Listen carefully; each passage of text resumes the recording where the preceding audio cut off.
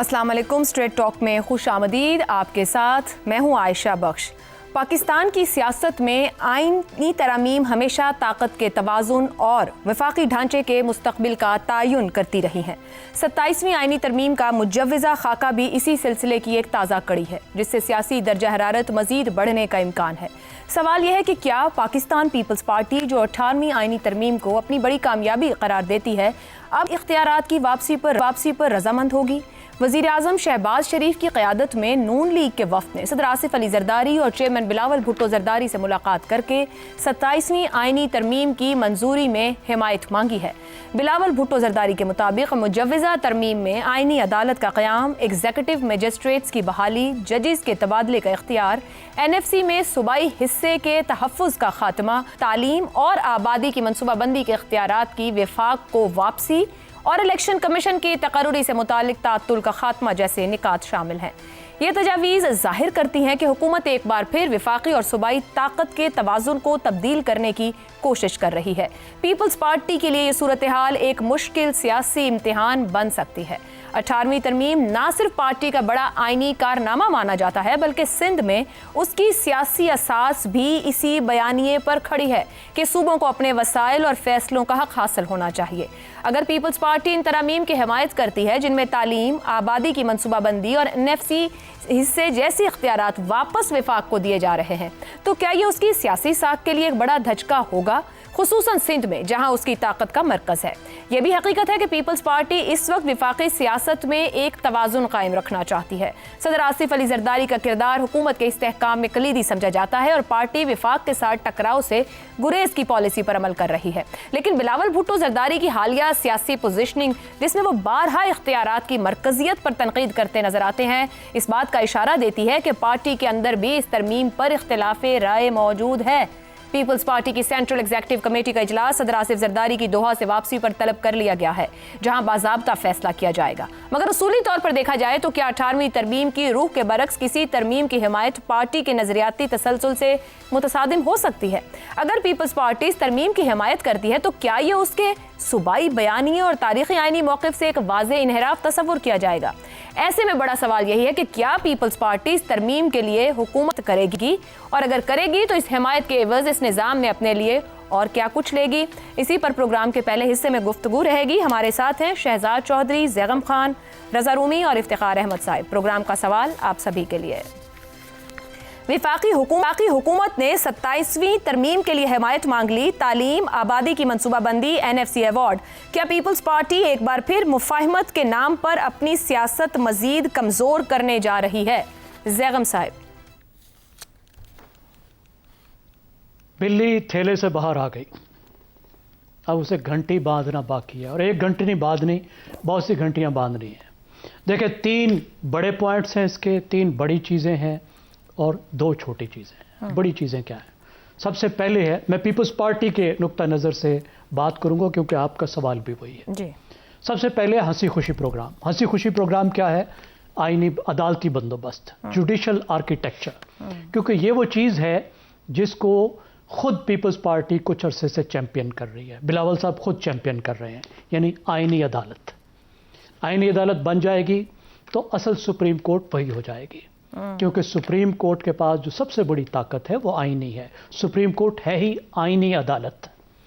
तो peoples party उसमें ये कहती रही है कि ऐसी आईनी अदालत होनी चाहिए जिसमें फेडरेशन के तमाम हिस्सों की ठीक तरह से नुमाइंदगी हो, एक फेडरल कोर्ट हो जो कॉन्स्टिट्यूशनल हो। तो ये तो उनका अपना मुतालबा है। इसी से मुतल्लिका दूसरी चीज़ है एग्जीक्यूटिव मजिस्ट्रेसी, जो इंतज़ामी और अदलिया को जब अलग किया गया था 2001 में, तो उसको ख़त्म किया गया था, जिसका मतलब ये है कि जो इंतज़ामी अफसर हैं, असिस्टेंट कमिश्नर, डिप्टी कमिश्नर, खुद मजिस्ट्रेट्स, इंतज़ामी मजिस्ट्रेट, उनके पास कुछ अदालती इख्तियारात कि छोटे छोटे मुकदमात की वो सज़ा सुना सकें। जिस तरह कीमतों का मामला है, लॉ एंड ऑर्डर के मसले हैं, कोई मॉब है उसको वो कंट्रोल कर सकें, तो उस पर गुफ्तगू हो सकती है। क्योंकि जब से ये ख़त्म हुआ है तो पुलिस बिल्कुल छुतरे बेमहार बन गई है और इंतज़ामिया ठीक तौर पे इफ़ेक्टिवली काम नहीं कर पा रही, जो हमारा बंदोबस्त जो चल रहा है, जो सिस्टम चल रहा है उसमें। तो वो ये चाहती है, क्योंकि ज़ाहिर इंतज़ामिया ये हुकूमतें, तो सब हुकूमतों को इस बात पे खुशी होगी। تو ہمیں پتہ نہیں اس کی تفصیل آئے گی تو اس پر ہم بات. زیغم صاحب آپ کی گفتگو یہ کہہ رہی ہے کہ پیپلز پارٹی مفاہمت ہی اپنائے گی اور اختیار کرے. کیا یہ ممکن ہے کہ بلاول بھٹو زرداری کی سیاست کے برعکس مزاحمتی بیانیاں اپنائیں جیسا کہ بے نظیر نے پارٹی سنبھالی اور نصرت بھٹو کو سائیڈ پر کیا, کہ وہ خود کوئی پولیٹیکل سٹینڈ لیں اور والد کے بیگیج سے آزاد ہو جائیں یا نہیں؟ جی تیسری بات جو میں عرض کرنا چاہ رہا ہوں, جو تیسرا مین اس کا حصہ ہے جو بلاول صاحب نے جو باتیں بتائی ہیں, جو پرپوزل ہے وہ ہے کڑوی گولی پروگرام, اور وہ ہے فسکل فیڈرلزم NFC. مرکز کا کتنا حصہ ہوگا, صوبوں کا کتنا حصہ ہوگا. دیکھیے آئین کے اندر ایک کلاز ڈالی گئی تھی 18ویں ترمیم میں 163A. وہ کیا کہتی ہے؟ وہ کہتی ہے کہ جب بھی NFC نیا بنے گا تو پچھلا جو NFC میں صوبوں کا حصہ ہوگا اس سے وہ کم نہیں ہوگا. آپ صوبوں کا حصہ بڑھا سکتے ہیں ہر NFC میں, صوبوں کا حصہ کم نہیں کر سکتے. یعنی صوبے جو لیتے ہیں 57.5%, آپ اس کو 58 کر سکتے ہیں, 60 کر سکتے ہیں, آپ اس کو 56 نہیں کر سکتے. یہ اب آئینی تبدیلی کے ذریعے ہو سکتا ہے, جس پر مرکزی جو طاقتیں ہیں وہ یہ کہتی ہیں کہ بھئی یہ تو مرکز چل ہی نہیں رہا, ہم تو ادھار میں پھنس رہے ہیں, سب کچھ صوبوں کے پاس چلا جاتا ہے تو مرکز کے پاس تو کچھ بچتا ہی نہیں ہے. اس پر بہت سے اکانومسٹ کی بھی اوپینین ہے کہ اس کو ریوائز ہونا چاہیے. لیکن یہ سب سے بڑا پھندنا ہے جو پیپلز پارٹی نے اپنی ٹوپی میں لگا رکھا ہے. ٹھیک ہو گیا. وہ یہ کہتے ہیں کہ سب سے بڑا ہمارا کارنامہ ہے, اور یہ وہ چیز ہے جس پر ان کو ریزسٹنس آئے گی اور جس پر سب سے زیادہ بات ہوگی, مذاکرات ہوں گے, جھگڑے ہوں گے. اور اسی لیے جو CEC کی میٹنگ ہے, CEC کیا ہے, وہ بھی زرداری صاحب ہیں. زرداری صاحب یہ ٹوپی پہن لے تو CEC ہیں, دوسری ٹوپی پہن لے تو چیئرمین ہے. وہاں سے اب ظاہر ہوگا کہ پیپلز پارٹی کا گیم پلان کیا ہے, کہ CEC کے منہ میں زرداری صاحب کیا ڈالتے ہیں اور زرداری صاحب کیا بتاتے ہیں. صرف آدھے منٹ میں دو چیزیں جو چھوٹی ہیں الیکشن کمیشن آف پاکستان کے متعلق, اور ایک چیز اس لیے ڈالی گئی ہے کہ اس کو واپس لیا جا سکے, وہ ہے تعلیم اور پاپولیشن پلاننگ, جس کی کوئی تک نہیں ہے. یہ محکمے شروع سے صوبوں کے پاس ہیں. یہ اس لیے کہے گئے جب شور مچایا جائے تو کوئی کامیابی دکھائی جائے کہ دیکھیں یہ تو ہم نے نہیں دیا مرکز کو. افتخار صاحب, یہ جتنے پوائنٹس جو کہ بلاول بھٹو زرداری کے ذریعے ہی سامنے آئے کہ ہم سے ان معاملات کے اوپر مدد مانگی گئی ہے, آپ کے خیال میں وفاق مضبوط ہوگا, وفاق متاثر ہوگا؟ کیا بلاول بھٹو زرداری اپنی سیاست کو مزید مؤثر کر پائیں گے اگر ساتھ دیتے ہیں, یا اپنی سیاست کمزور کریں گے؟ آپ کی رائے کیا اس پوری سچویشن پہ؟ دیکھیں وفاق صوبوں پر مشتمل ہے نا, اور ایک صوبے میں آواز جو اٹھائی جا رہی ہے وہ بلاول کے حوالے سے. زیغم نے جو اس کا تجزیہ کیا وہ درست ہے. جو نکات بلاول اٹھا رہا ہے, ان نکات کو کاش آج سے 5-10 سال پہلے بھی ان پہ بات کی جاتی. مثلا لاہور میں شیخ زیاد ہاسپٹل وفاق چلاتا ہے, اور سروس اسپتال کا جو نظام ہے وہ پنجاب کی حکومت کے پاس ہے. اسی طریقے سے جو اعلیٰ تعلیمی ادارے ہیں وہ وفاق کے پاس بھی ہیں اور تعلیم صوبوں کے پاس بھی ہے. یہ بات 18ویں ترمیم کے فوراً بعد ہی زیر بحث آ گئی تھی, لیکن کسی نے اس کو سنجیدگی سے نہیں لیا. افتخار صاحب 15 سال بعد آپ خود یہ بات ایکسیپٹ کر رہے ہیں کہ فوراً پتہ چل گیا 18ویں ترمیم میں یہ لکوناز تھے, تو 15 سال کس بات کا انتظار کیا گیا؟ مطلب اس کو درست تو 15 سال پہلے بھی کیا جا سکتا تھا, 12 سال پہلے کیا جا سکتا تھا. جی میں نے یہی کہا, ذرا آپ کا اینکر ہیں, آپ زیادہ افیکٹولی کہہ سکتے ہیں, اور ہم ویسے ہی چند لفظوں میں ہمیں اگلے لفظ بھی بولنے ہوتے ہیں. آپ نے مجھے بھلا ہی دیا میں کیا بات اگلی کرنے لگا تھا. اگلی بات میں یہ کرنے لگا تھا کہ اس 18ویں ترمیم کے اندر یہ ایک پارٹی کی چیز نہیں ہے, اس میں پاکستان کی تمام سیاسی پارٹیاں شامل ہیں, اور ایون ایجوکیشن کے معاملے پر اسی 18ویں ترمیم میں احسن اقبال کا ڈسینڈنگ نوٹ بھی ہے, اگر کسی نے پورا کا پورا اس کو پڑھا ہو. 18ویں ترمیم میں جو یہ بات کر رہے ہیں الیکشن کمیشن کی, صرف ایک نہیں ہے. سوال ہے کہ آپ نے اس میں بہت سارے اختیارات ایسے طے کیے کہ between the leader of the opposition and leader of the house.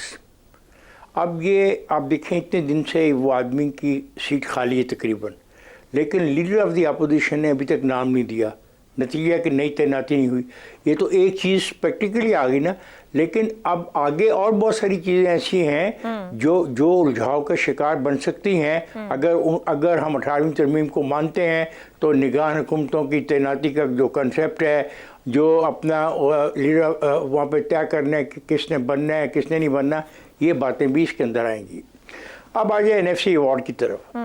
NFC award में वफाक ये कहता है कि उसको बहुत कम पैसे मिल रहे हैं, उसको पैसे ज़्यादा मिलने चाहिए, लेकिन सूबे अपने पैसे कम नहीं कर सकते। अगरचे पंजाब वाहिद सूबा है जिसने दूसरों के मुकाबले में NFC अवार्ड में कुछ कुर्बानी दी है, ये हकीकत है, लेकिन वफाक कहता है कि हमारी ज़िम्मेदारियाँ ज़्यादा हैं, इसलिए हमें पैसे भी ज़्यादा देने हों। इस पे पीपल्स पार्टी को मुश्किलात का सामना करना पड़ सकता है। बाकी जो चीज़ें हैं वो पीपल्स पार्टी दुरुस्त कह रही है, और वो ऐसी चीज़ें, हाँ एक बात जो मैंने जो चंद दिन परसों चौथा आपके प्रोग्राम में कही, जो ये फेडरल कोर्ट की बात की है मेरे दोस्त ने, देखें जब चार्टर ऑफ डेमोक्रेसी लिखा गया तो उसमें कॉन्स्टिट्यूशनल कोर्ट की बात की गई। It is their commitment to have a constitutional court. अब उस कॉन्स्टिट्यूशनल कोर्ट को बनाने के लिए सदर ने जो का ये इख्तियार छोड़ दिया और बिल्कुल नई तरीके से सुप्रीम कोर्ट के जजेस की तैनाती का फैसला किया गया, तो वो चीज़ वहाँ पे मौजूद नहीं है। उसके लिए भी तरमीम करनी पड़ेगी और वो इख्तियार सदर को देना पड़ेगा, तो वो तरमीम भी रिकॉर्ड है। मतलब मैं इस नतीजे में पहुंची हूँ कि 15-17 साल पहले जो इज्तिमाई दानिश इस मुल्क के पार्लियामेंटेरियंस ने बैठ के दिखाई, उसमें इतने लकूनाज हैं कि 15 साल बाद हम घूम कर रिवर्स सब कुछ करने के उसमें है। हमें नहीं पता कि इसके बाद सिचुएशन कहाँ जाएगी। शहजाद साहब मैं आपकी तरफ आऊंगी। सूबे डिलीवर, सर मैं आती हूँ सर, टाइम सूबे डिलीवर नहीं कर सके, लीडर ऑफ अपोजिशन और लीडर ऑफ पार्लियामेंट जो है वो आपस में नहीं कोऑर्डिनेट कर पाए जो उनकी जिम्मेदारियां थी। NFC अवार्ड ठीक तय नहीं हो पाया। ये फरमाइएगा कि मुस्लिम लीग नून क्या इस वक्त एक ताकतवर विफाक बनाने के एजेंडे पर है? क्या मुल्की सियासत मुतासिर होगी या नहीं? अच्छा, इसका आसान सा हल है कि सियासत क्या है। सियासत की डेफिनेशन क्या है? सियासत है art of the possible. At the right price everything is possible. कुछ ले और कुछ दे की बुनियाद पे हर चीज पॉसिबल होती है, एक बात। दूसरी बात, सियासत करती क्या है? अपने मारूज को एड्रेस करती है, अपने वक्त जो हाजिर वक्त होता है उसके चैलेंजेस को एड्रेस करती है, और उसके जो इर्द गिर्द की एनवायरनमेंट है उसको एड्रेस करती है। तो अगर सियासत रास्ते में उसूल हायल हो जाएं, उसूल हायल हो जाएं इस चीज़ के कि आप अपने मारूज को एड्रेस नहीं कर पा रहे, तो फिर उसूल को पीछे रुकना पड़ता है, क्योंकि सियासत का काम है कि उन मुश्किलात को, उन चैलेंजेस को एड्रेस करे। तो मुझे यूँ लगता है कि जो कुछ भी, जिस तरमीम की भी जिक्र करें, 26वीं का जिक्र कर लें, 27वीं का जिक्र कर लें, वो अपने मारूज को एड्रेस करती है, अपने वक्त के चैलेंजेस के जो मुश्किलात हैं उनका हल पेश करती है। और इसलिए वो तमाम की तमाम सियासत जिसकी बुनियाद पे हमने उसूल खड़े होते हैं अपनी पार्टीज के अंदर, आपने पाकिस्तान पीपल्स पार्टी का जिक्र किया, उनको छोड़ना पड़ता है। जब PDM की बारी आई तो हमने ये नहीं कहा कि इलेक्शंस करवाएं, नए इलेक्शन होने चाहिए। हमने कहा फिलहाल गवर्नमेंट ऐसे गवर्नमेंट चलाएंगे हम, ठीक है, वोट ऑफ नो कॉन्फिडेंस के साथ आई थी, लेकिन एक अखलाकी पहलू भी तो होता है ना। तो पाकिस्तान पीपल्स पार्टी की सियासत बहुत आसानी के साथ उन अखलाकी पहलुओं को भी पीछे छोड़ देती है जो कि एक मारूज को एड्रेस करने के लिए होते हैं। देखिए, पाकिस्तान पीपल्स पार्टी आज की जो पीपल्स पार्टी है उसकी क्या रिक्वायरमेंट होगी? मैं बिलावल भुट्टो के दिमाग से सोचूं अगर, तो मैं ये कहूंगा कि क्या ये जो करंट गवर्नमेंट है जिसमें हम इत्तेहादी हैं, इसमें आधा वक्त PMLN करे और आधा वक्त पाकिस्तान पीपल्स पार्टी को मिलना चाहिए। अच्छा, ये हुआ, पहले भी हुआ, ये बलूचिस्तान में भी हुआ, बाकी जगहों पे भी होता है जहां पर कोलिशन गवर्नमेंट, स्ट्रांग कोलिशंस होती हैं। लेकिन ये सोचा ख्याल ये किया जा रहा है कि शायद ये मुमकिन ना हो। अगला मरहला क्या है कि देखो, अगर ये नहीं होता तो फिर फॉरेन मिनिस्टर, तो मैंने बड़ा अच्छा काम किया था, इसकी आवाजें भी आपने चंद दिनों पहले सुनी, और आपने देखा कि फॉरेन मिनिस्टर ने कितना इफेक्टिवली, एज बिलावल भुट्टो ने किस तरीके से उन्होंने कहा कि मैंने कितना इफेक्टिवली काम किया और पाकिस्तान का नाम उजागर क्या। मेरा नहीं ख्याल कि वो वापस आएंगे और शायद इस वक्त वो इस चीज को, लेकिन एक जिक्र जरूर हुआ। और तीसरी चीज क्या है? तीसरी चीज ये है कि जो NFC अवार्ड है इसके अंदर कोई चीज रास्ते में ना आए।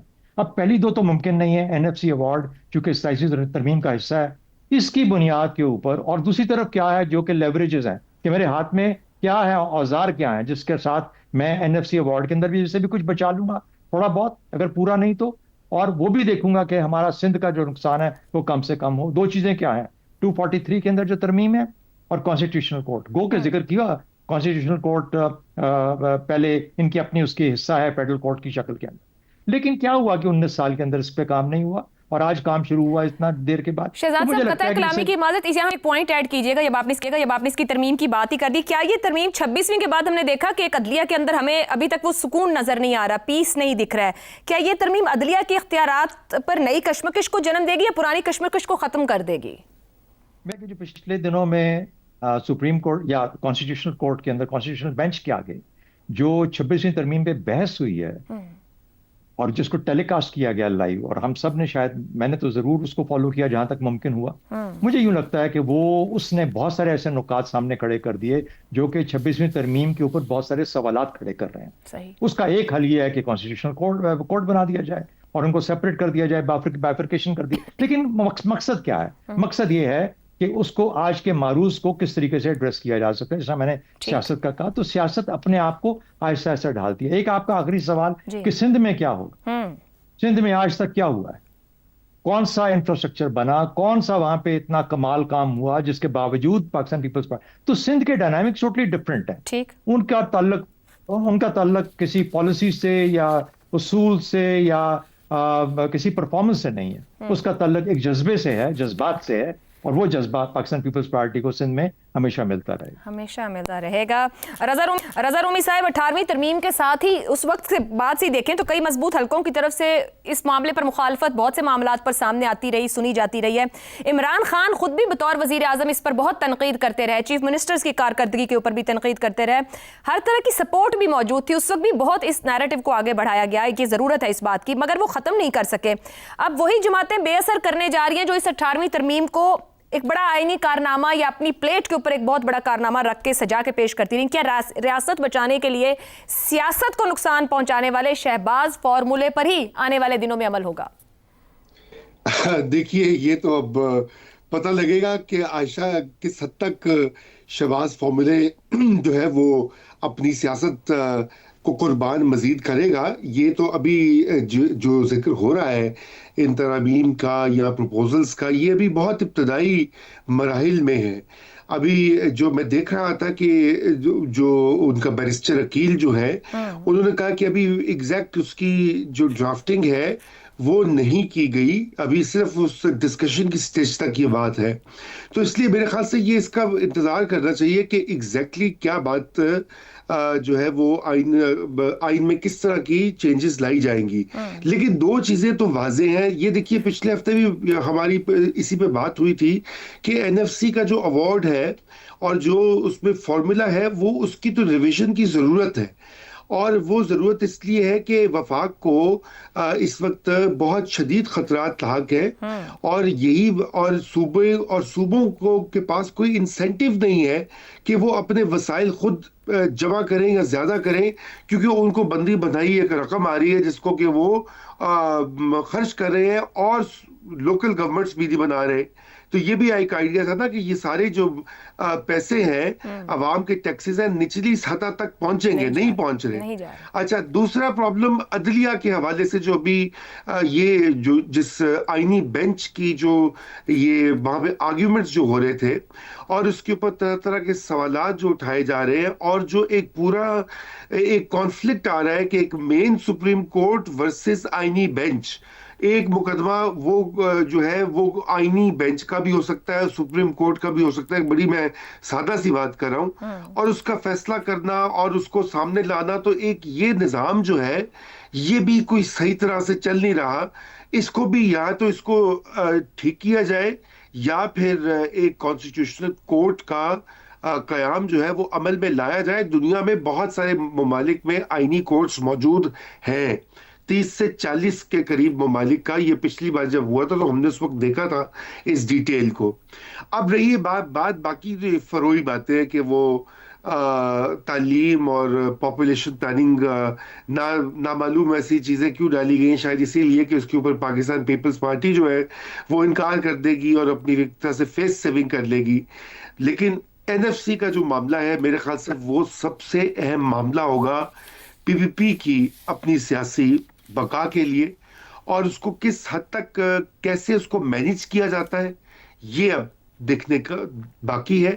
میرا تو یہ خیال ہے کہ اس کے لیے کوئی نہ کوئی ایک بیچ کا رستہ نکالا جا سکتا ہے صحیح. اور ایک ایسا طریقہ اپنایا جا سکتا ہے کہ جہاں پر صوبائی خود مختاری کو بھی بہت زیادہ ضرب نہ لگے اور وفاق بھی کمزور نہ ہو. درست ہو گیا جی. آپ کی گفتگو کنکلوڈ کر لے تو بہت کچھ باقی ہے، مگر کہ آپ کی بات جیسے شہزاد صاحب نے کہا کہ سیاست آرٹ آف پاسبلٹیز ہے، یا 26 آئینی ترامیم اور بہت سی قانون سازیاں ہوتی ہیں. اب کی بار یہ آرٹ آف پاسبلٹی پاکستان کے عوام کے لیے کیا جائے.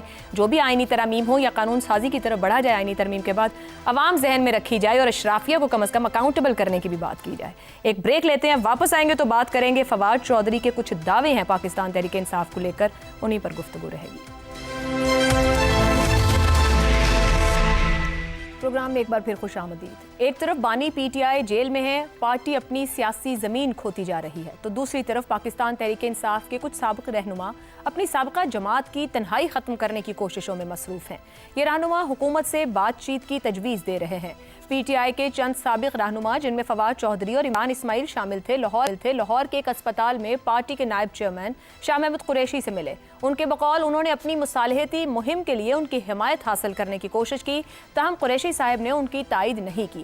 فواد چودھری نے بتایا کہ ان کا گروپ آئندہ ہفتے قومی اسمبلی کے اسپیکر اور چیئرمین سینٹ سے ملاقات کرے گا تاکہ سیاسی کشیدگی کم کرنے میں کردار ادا کیا جا سکے.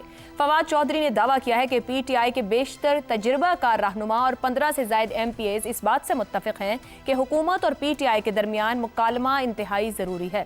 انہوں نے حکومت سے اپیل کی کہ وہ پہلا قدم اٹھاتے ہوئے جیل میں موجود پارٹی رہنماؤں کو ریلیف فراہم کرے تاکہ یہ رہنما عمران خان سے بات کر سکیں اور مذاکرات کا عمل شروع ہو سکے. ان کا یہ بھی کہنا تھا کہ عمران خان کا مینڈیٹ انہی رہنماؤں کے پاس ہے جو 2 برس سے جیلوں میں ہے، جیسے شاہ محمود قریشی اور ڈاکٹر یاسمین راشد. فواد چودھری نے کہا کہ اگر حکومت اپوزیشن کو نظام میں کوئی حصہ نہیں دے گی تو اپوزیشن کے پاس احتجاجی تحریکوں اور استعفوں کے سوا کوئی راستہ نہیں بچے گا. انہوں نے کہا کہ جب تک 3 بڑے سیاسی رہنما نواز شریف، شہباز شریف اور آصف علی زرداری اور اسٹیبلشمنٹ میں قید سیاسی رہنماؤں سے بات نہیں کریں گے، اس وقت تک کوئی سیاسی پیش رفت ممکن نہیں ہے.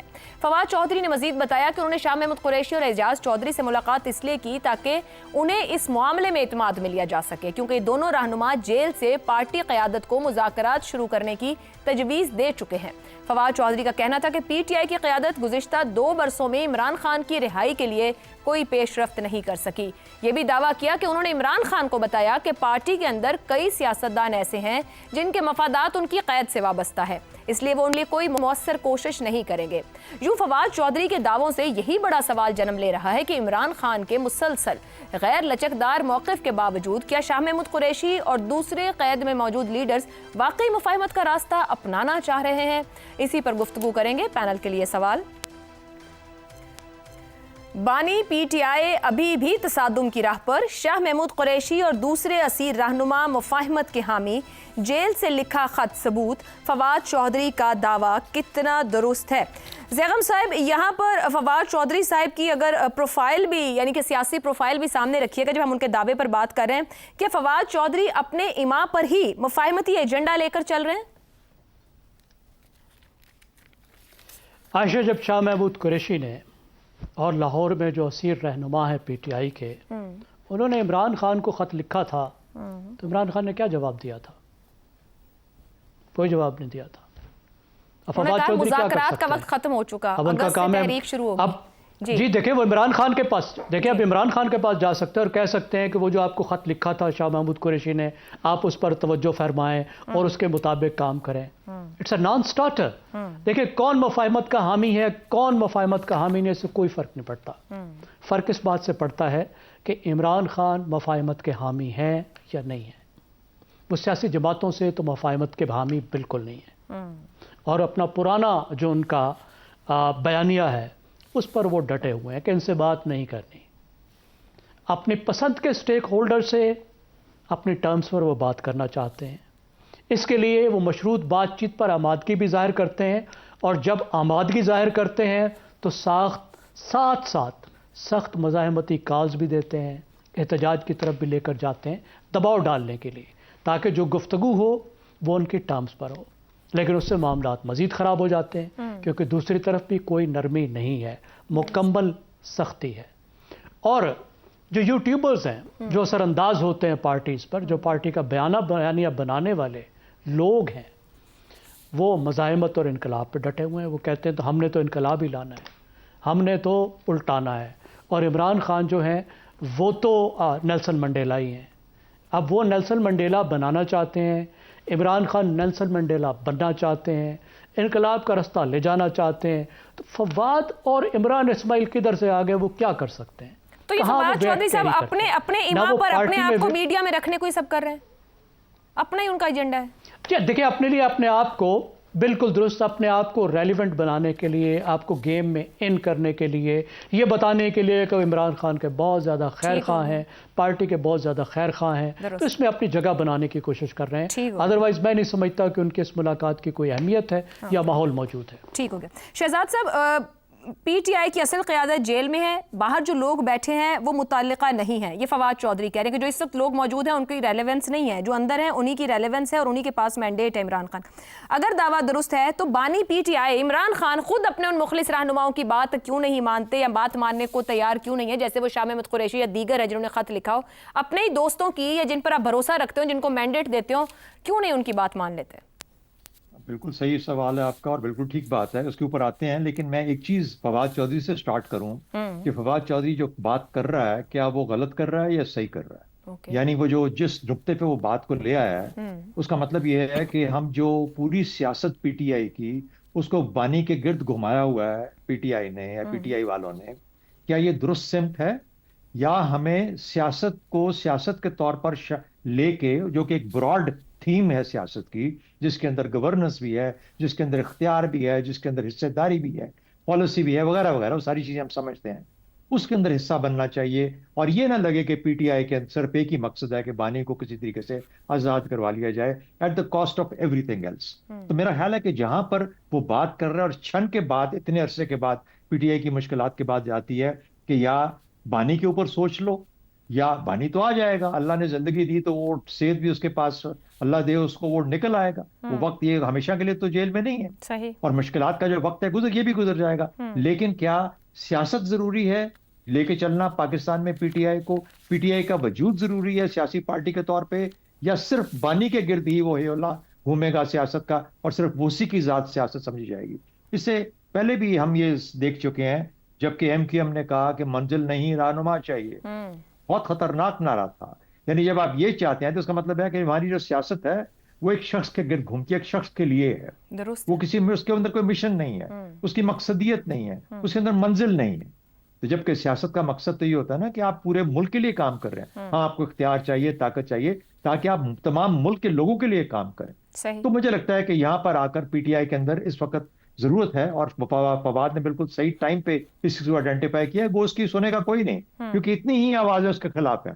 یعنی وہ اس طرح کا جذبہ جہاں پہ ہو ہم تو مر مٹنے کو تیار ہیں بانی کے پیچھے, یا یہاں پر جس ملک میں جس سیاست میں یہ باتیں ہو رہی وہاں پر آپ سیاست کی کیا بات کر سکتے ہیں؟ تو فواد کی بات کوئی نہیں سنے گا, گالیاں اسی کو پڑیں گی, لیکن جو بات اس نے کی ہے بالکل ٹھیک بات کی. ٹھیک ہو گیا جی, ایک بریک لیتے ہیں, بریک سے واپس آئیں گے, گفتگو آگے بڑھائیں گے. پروگرام کے آخری حصے میں ایک بار پھر خوش آمدید. رضا رومی صاحب فرمائیے گا, فواد چودھری صاحب جو دعوے کر رہے ہیں آپ کے خیال میں درست ہیں؟ فواد چودھری صاحب کسی مشن پر ہیں, ان کا بیانیہ جماعت کو دباؤ میں لانے کا ہے یا عمران خان کو؟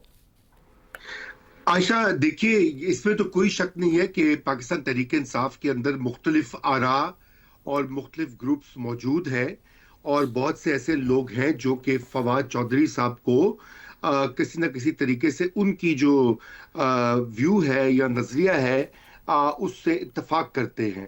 اب فواد چودھری صاحب کیا ان کی بہاف میں بات کر رہے ہیں یا از خود انہوں نے کوئی انیشیٹو لیا ہے, یہ کہنا جو ہے مشکل ہوگا.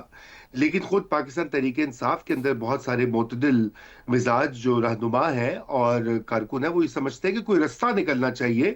اس وقت تو پارٹی کا جو تعلقات ہیں اسٹیبلشمنٹ کے ساتھ وہ بند گلی میں پہنچ چکے ہیں, اور اسپیشلی جو ایٹیٹیوڈ ہے بانی پی ٹی آئی کا, خصوصاً ملک کے جو مقتدرہ حلقے ہیں ان کی طرف اور ان میں سے کچھ افراد کی طرف, وہ انہوں نے معاملات کو جو ہے بہت گمبھیر کر دیا ہے اور الجھا دیا ہے کہ اب کوئی صورتحال نہیں نکل سکتی. دیکھیے پاکستان کی تاریخ میں یہ ایک بار بار دہرائی جانے والا عمل ہے.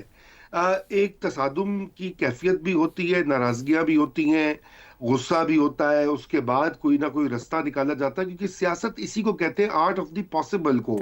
अगर वो कोई एक चीज को पॉसिबल ही नहीं आप बना सकते तो फिर वो सियासत रहती नहीं है। मगर इस वक्त जो हलके जो बाकी हैं वो हावी हैं पाकिस्तान तहरीक इंसाफ की पॉलिसी के ऊपर। उन हलकों में खुद इमरान खान साहब की अपनी जो एक व्यू है इस पूरी चीज के बारे में, वो जो उनका ये समझना है कि जब तक वो इस निज़ाम को के साथ टकराव करके इसको शिकस्त नहीं देंगे अपनी मकबूलियत और पीपल्स पावर के तहत, उस वक्त तक शायद उनका कोई रास्ता आगे ना निकले। और उनसे और उनके जो हामी इस ख्याल के जो हामी हैं वो बहुत सारे ऐसे लोग हैं जो कि कुछ तो उनमें से मुल्क से बाहर है, कुछ नौजवान जोशीले हैं, जैसे आपने देखा खैबर पख्तूनख्वा से भी जो मुख्तलिफ आवाज़ें आती हैं, बेशमूल वहाँ के जो भी नए वज़ीर आला अपॉइंट हुए हैं, इलेक्ट हुए हैं, तो वो भी इसी तर्ज की सियासत जो है वो उन्होंने अपनाई हुई है।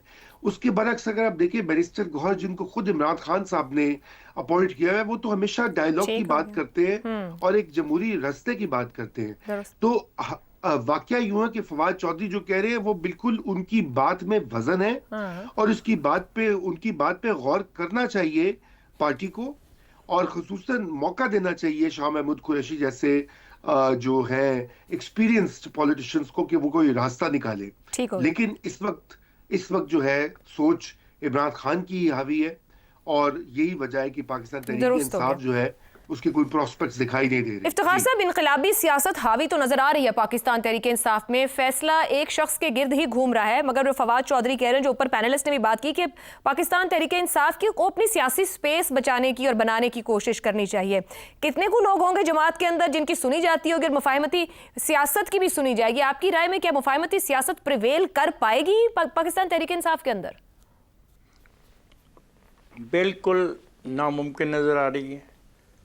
फवाद जो कह रहा है वो बिल्कुल सियासी बात कर रहा है और उसको बखूबी इल्म है कि इसके अलावा रास्ता कोई नहीं।